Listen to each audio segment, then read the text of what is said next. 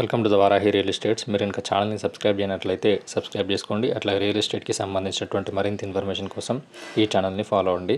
ఇప్పుడు మనం చూస్తున్నటువంటి ఈ ల్యాండ్ వచ్చేసి గౌరారం దగ్గరలో ఉన్నటువంటి ల్యాండ్. ఇది రోడ్ నుంచి ఫస్ట్ బిట్లో ఉన్నటువంటి ల్యాండ్. ఇది టోటల్ ల్యాండ్ వచ్చేసి 8 గుంటాస్ వరకు మనకు సేలింగ్ అయితే ఉంది. ఇప్పుడు మనం చూసినటువంటి చుట్టూ కూడా మనకి అయితే కడిలు వేసి బౌండరీ ఏర్పాటు చేయడం జరిగిందో ఇదే మనకు సేలింగ్ ఉన్నటువంటి ల్యాండ్. ఇది సరౌండింగ్ ఏరియాలో ఈ విధంగా ఉంటుంది. ఇది మెయిన్ రోడ్. ఇది మెయిన్ రోడ్ నుంచి ఫస్ట్ బిట్ మనకు సేలింగ్ అయితే ఉంది. Red soil land. ఇది ఫుల్ వాటర్ సోర్స్ ఉన్నటువంటి ఏరియా. ఇది ఈ ల్యాండ్ ఉన్నటువంటి లొకేషన్ నుండి గౌరారం రాజీవ్ రహదారి అనేది 2 కిలోమీటర్ డిస్టెన్స్లో ఉంటుంది.